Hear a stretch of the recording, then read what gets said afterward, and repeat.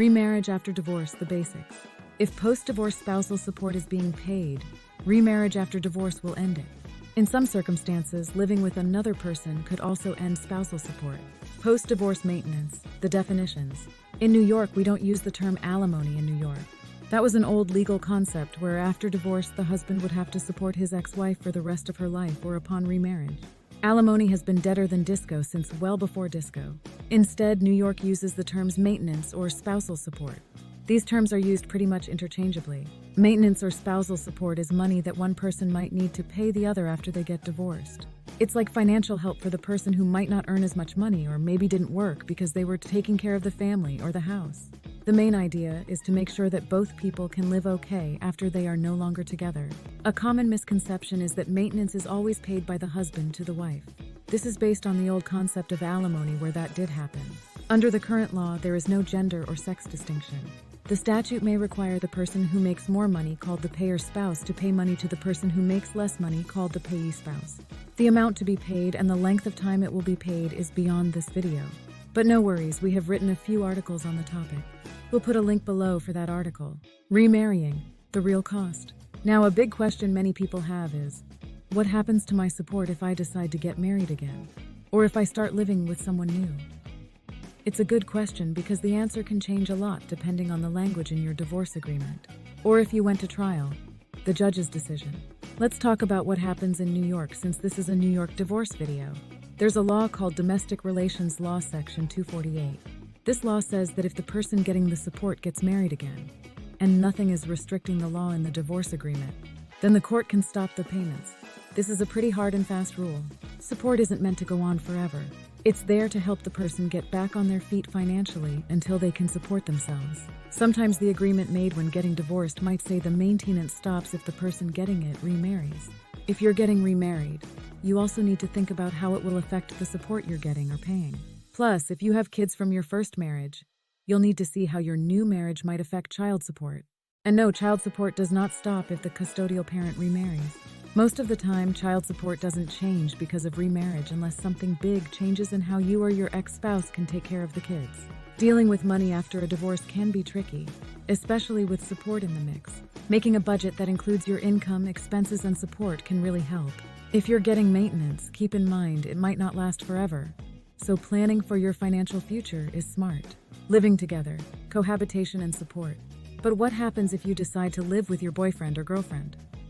The question often goes like this. If I live with my boyfriend or girlfriend, will that stop my alimony?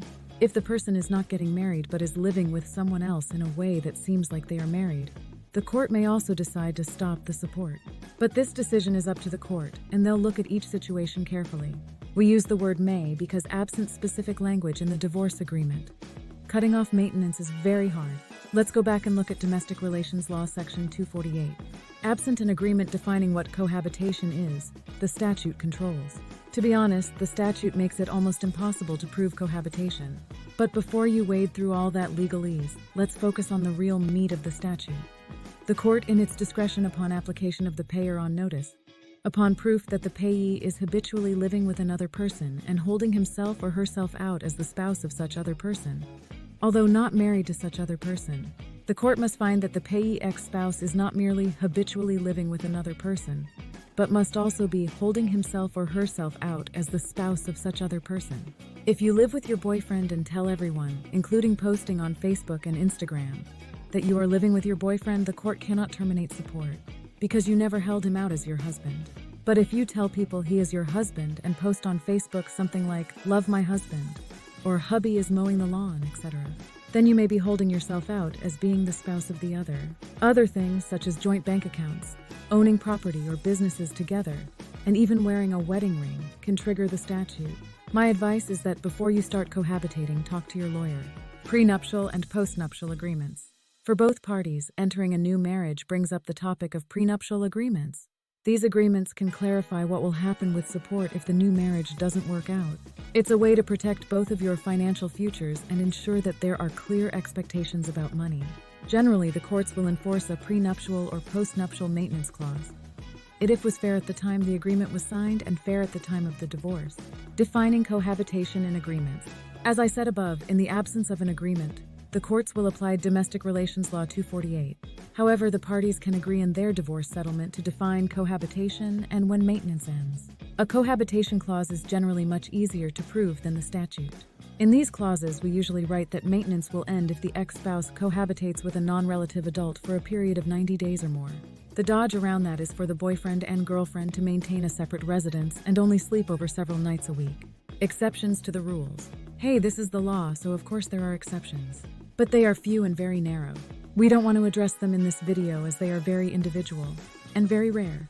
We don't want someone thinking that they found the escape hatch and then act on it. If you are interested in exceptions and whether they apply to you, please consult with a lawyer. Financial planning. Another aspect to consider is how changes in your life affect how you see your finances and plan for the future.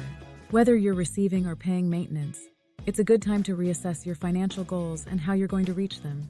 This might include saving more, investing wisely, or making changes to your budget to ensure you're prepared for what's ahead. We like to have our clients seek advice from a financial planner or their accountant before we strike a deal. This arms the client with financial knowledge before they even start negotiating. Conclusion. Remember, everyone's situation is unique, so it's really important to understand what your divorce agreement says. If you're thinking about remarrying or moving in with someone, it might be a good idea to talk to a lawyer to see how it could affect your alimony. If you're getting remarried, you also need to think about how it will affect the support you're getting or paying. Plus, if you have kids from your first marriage, you'll need to see how your new marriage might affect child support. Most of the time, child support doesn't change because of remarriage unless something big changes in how you or your ex-spouse can take care of the kids. Dealing with money after a divorce can be tricky, especially with support in the mix. Making a budget that includes your income, expenses, and alimony can really help. If you're getting support, keep in mind it might not last forever, so planning for your financial future is smart. If you're thinking about big changes like getting remarried or changing who you live with, talking to a lawyer is a smart move. They can help you understand how these changes might affect your support and guide you through any needed updates to your agreement. Lastly, remember that the emotional and financial aspects of divorce and remarriage are complex. It's not just about the money, it's about transitioning to a new phase in life and ensuring you're prepared for what that brings. This includes understanding your legal rights and responsibilities, and making informed decisions that align with your goals and values. In summary, whether you're considering remarriage or a new partnership, it's crucial to understand how these changes could impact your support. With the right information and legal advice, you can navigate these changes confidently, ensuring a stable and secure financial future post-divorce. Remember, each situation is unique, so personalized advice tailored to your circumstances is key. Here's to moving forward with clarity and confidence in your post-divorce life. If you have questions, call us at Port and Sava, 516-352-2099 for a free 15-minute consultation.